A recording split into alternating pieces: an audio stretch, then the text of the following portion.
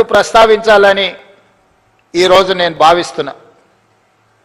మద్రాసు నుంచి ఆంధ్రప్రదేశ్ రాష్ట్రం విడిపోయినా ఆనాడు ప్రకాశం పంతులు, బెజవాడ గోపాల్ రెడ్డి ముఖ్యమంత్రులుగా, నిజాం సర్కారు నుంచి విముక్తి కలిగిన హైదరాబాద్ రాష్ట్రానికి మొదటి ముఖ్యమంత్రిగా పాలమూరు బిడ్డ బూరుగుల రామకృష్ణారావు గారి నుంచి మొదలు పెడితే ఉమ్మడి రాష్ట్రంలో నీలం సంజీవరెడ్డి కావచ్చు, చివరి ముఖ్యమంత్రి కిరణ్ కుమార్ రెడ్డి గారు కావచ్చు, 18-19 మంది ముఖ్యమంత్రులు 1947 నుంచి 2014 వరకు 6 దశాబ్దాలు పైగా పరిపాలన సాగించి మన రాష్ట్రం మీద, రాష్ట్రం విడిపోయినప్పుడు తెలంగాణ ప్రజలకు అప్పు ఇచ్చింది 69,000 కోట్ల రూపాయలు. దాదాపుగా 60 ఏళ్ళు 18-19 మంది ముఖ్యమంత్రులుగా బాధ్యతలు చేపట్టి తెలంగాణ రాష్ట్రం ఏర్పడే నాటికి మనకిచ్చిన అప్పు 69,000 కోట్ల రూపాయలు అక్షరాల. జూన్ 2, 2014 నాడు ప్రత్యేకంగా ఏర్పడిన తెలంగాణ రాష్ట్రం యొక్క అప్పు 69,000 కోట్ల రూపాయలు. జూన్ 2, 2014 నాడు కల్వకుంట్ల చంద్రశేఖరరావు గారు పెద్దలు తెలంగాణ రాష్ట్ర ముఖ్యమంత్రిగా బాధ్యతలు చేపట్టి డిసెంబర్ 7, 2023 నాడు ప్రజాపాలనలో ప్రభుత్వాన్ని ఏర్పాటు చేసిన తెలంగాణ రాష్ట్ర 2వ ముఖ్యమంత్రిగా నాకు బాధ్యత అప్పజెప్పినప్పుడు ఈ రాష్ట్రం యొక్క అప్పు 8,11,000 కోట్ల రూపాయల అప్పు. అక్షరాల 18 మంది ముఖ్యమంత్రులు దాదాపుగా 60 ఏళ్ళు 69,000 కోట్ల రూపాయల అప్పు చేస్తే కేవలం ఒకే ఒక్క కుటుంబం కల్వకుంట్ల చంద్రశేఖరరావు గారి కుటుంబము 7 లక్షల కోట్ల పైగా అప్పు చేసి రాష్ట్ర విభజన జరిగినప్పుడు 16,000 కోట్ల రూపాయల మిగులు ధనిక రాష్ట్రంగా తెలంగాణ రాష్ట్రాన్ని శ్రీమతి సోనియా గాంధీ గారు, శ్రీ మన్మోహన్ సింగ్ గారు మనకు అప్పచెప్పితే అప్పుల ఊపిలో నిండా ముంచేసి మళ్ళీ లేవ్వడానికి కూడా అవకాశం లేకుండా మన మీద మన్ను గప్పి అప్పుల్లో నిండా ముంచి అప్పులు తప్పులు చేసి 8,11,000 కోట్ల రూపాయలతోని బాధ్యత అప్పచెప్పింది. ఎన్నికల సందర్భంగా 6 లక్షల కోట్ల రూపాయల అప్పు ఉందని మేమంటే కాంగ్రెస్ అబద్ధాలు చెప్తుంది, 4 లక్షల కోట్ల అప్పు కూడా లేదని బుకాయించే ప్రయత్నం చేశాడు. సరే అరాకొరా ఏమైనా చంద్రశేఖరరావు గారు అప్పు చెప్తుండేమో అని బాధ్యత చేపట్టిన తర్వాత ఆర్థిక మంత్రిగా బాధ్యత తీసుకున్న బట్టి విక్రమార్క గారికి మొట్టమొదటి మంత్రివర్గ సమావేశంలో నేను ఒక మాట చెప్పిన, మంత్రులందరి అనుమతితో, అసలు పూర్తిగా మన రాష్ట్రం ఎంత అప్పు ఉంది, ఏ విధమైన అప్పు ఉంది, ప్రభుత్వం ప్రత్యక్షంగా తెచ్చుకున్న అప్పేంది, వివిధ కార్పొరేషన్ల మీద తెచ్చుకున్న అప్పేంది, వివిధ శాఖల మీద తీసుకొచ్చిన అప్పేంది, ఎన్ని రకాల అప్పులు తెలంగాణ రాష్ట్ర ప్రభుత్వం మీద ఉన్నాయో లెక్కలు తీయండి. ఆర్థిక శాఖలో పనిచేస్తున్న అధికారులను పిలిచి కూర్చోబెట్టండి. ఒక శ్వేత పత్రాన్ని శాసనసభలో ప్రవేశపెట్టి తెలంగాణ ప్రజలకు పూర్తి వివరాలు అందిద్దామని మేము ప్రయత్నం చేసినాం. ఇక తవ్వుతున్న కొద్దీ గుట్టల కొద్దీ అప్పులు బయటపడ్డాయి. అప్పులే కాదు, అందిన కాడికల్లా చేబదులు తీసుకొచ్చి 7 తారీఖున నేను బాధ్యత తీసుకొని ఆఫీస్కి వచ్చి చీఫ్ సెక్రటరీ గారిని పిలిచి ఈ నెల మీ జీతం వచ్చిందా అని అడిగిన. మా జీతం ఎక్కడిది సార్, నెల చివరికి కానీ వచ్చే పరిస్థితి లేదు, అది కూడా ఇన్స్టాల్మెంట్లలో ఇస్తున్నారు సార్. వెనకటికి ఎప్పుడో మేము టీవో ఫ్రిడ్జో కొనుక్కునేది ఇన్స్టాల్మెంట్లలో, ఇప్పుడు మా ప్రభుత్వ ఉద్యోగులకు 7 లక్షల మందికి మాకు ఇన్స్టాల్మెంట్లలో జీతాలు ఇస్తున్నారని చెప్పాడు. అదేందా ధనిక రాష్ట్రం, ప్రభుత్వ ఉద్యోగులకు కూడా జీత భత్యాలు ఇవ్వలేని పరిస్థితి అంటే ఇది ఇయ్యాలిగా సార్, ఆయళ్ళ నుంచి గిట్లనే ఉంది.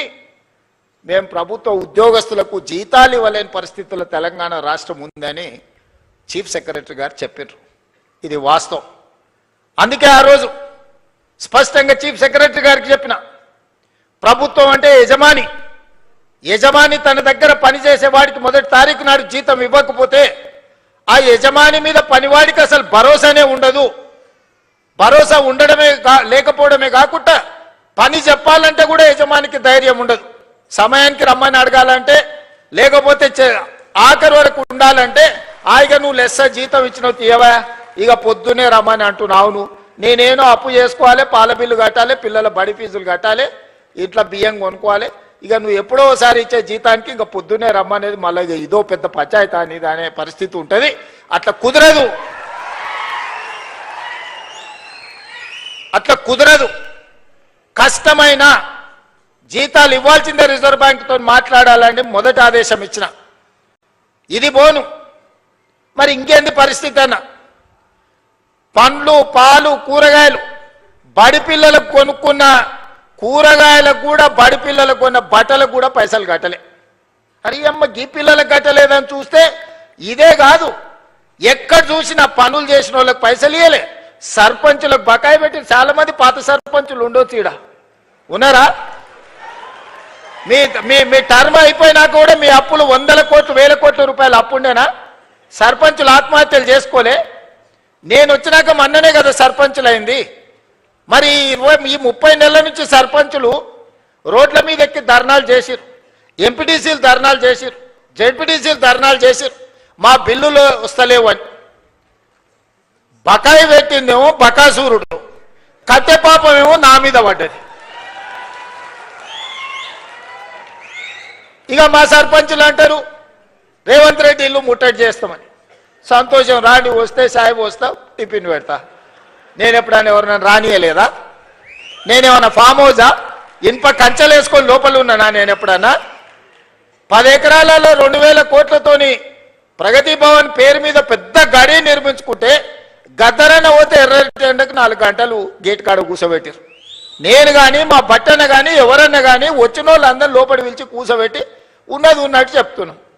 ఆ మధ్యలో మా అధికారులు అన్నారు, సార్ నువ్వు ఉన్నది ఉన్నట్టు చెప్పక సార్, నీకు దండం పెడతా అని. ఎందుకన్నా? అప్పు ఉంటుంది అన్నారు.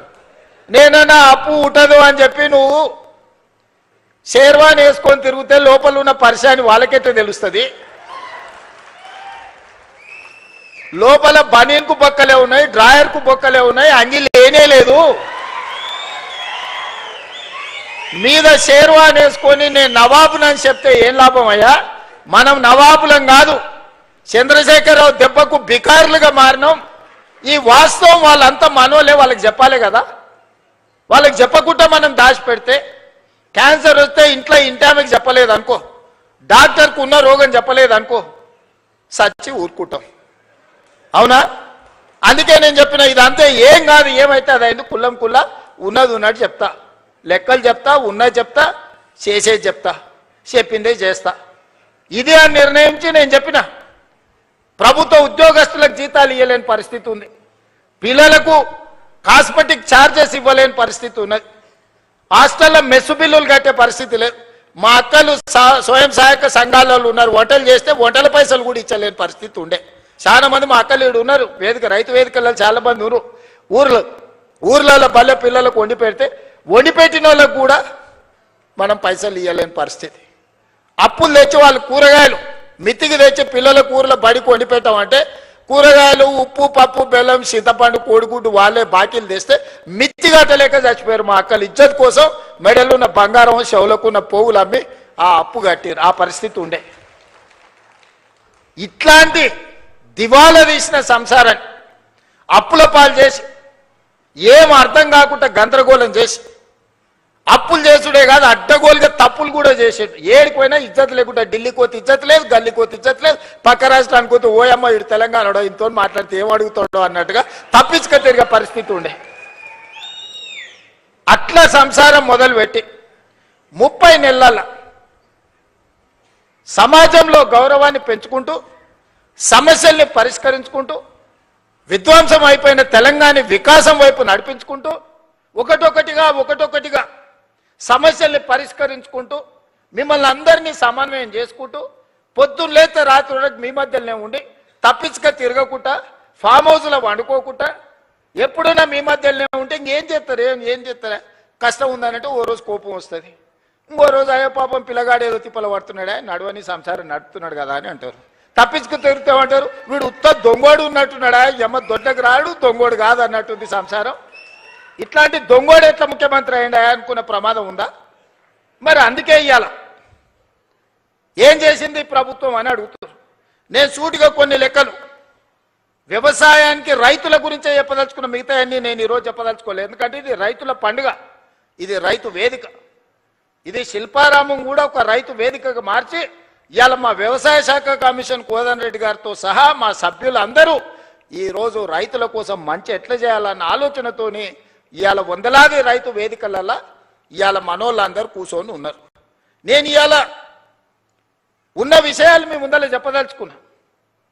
మీకు చెప్పకపోతే మీరు ఊరికెళ్ళి ఊర్లో మన పాలెళ్ళకో లేకపోతే మన దగ్గర ఉన్న వ్యవసాయ మన సహచరులకు చెప్పకపోతే ఈ సమస్య అనేది ఇట్లనే జటిలంగా మారుతుంది. ఇవాళ రైతు రుణమాఫీ 25,35,000 మంది రైతులకు 20,677 కోట్ల రూపాయలు 2 లక్షల వరకు రైతు రుణమాఫీ చేసిన మాట వాస్తవం కాదా? ప్రతి ఊర్లో రైతుల వివరాలు గ్రామ సభలలో చదివి వినిపించినాం.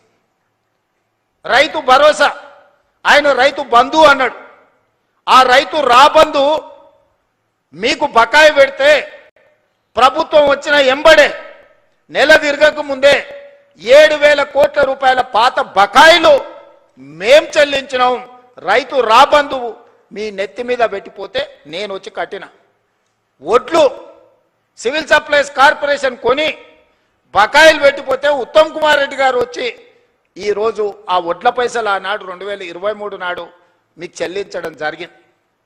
ఇవాళ రైతు భరోసా 10,000 సంవత్సరానికి వాళ్ళు ఇస్తే 12,000కు పెంచి ఇప్పటి వరకు 27,000 పైచిలుకు కోట్ల రూపాయలు మీ ఖాతాలేసి ఇవాళ మరో 9,000 కోట్ల రూపాయలు వేయడానికి మొదటి విడత 9 రోజుల్లో మీ ఖాతాలో 9,000 కోట్లు వేయడానికి దాదాపుగా రైతు భరోసా మీద ఈ విడతతో కలిపితే 36,000 కోట్ల రూపాయలు ఈరోజు రైతులకు అందించిన చరిత్ర ఈరోజు ఈ ప్రభుత్వానిది. అదేవిధంగా కాంగ్రెస్ వస్తే కరెంటు ఉండదు, కాంగ్రెస్ వస్తే రైతులకి కరెంటు కష్టాలన్నారు. ఉచిత కరెంట్ ఎవరయ్యా కనిపెట్టింది? ఈ దేశంలో ఎవరికన్నా రైతులకు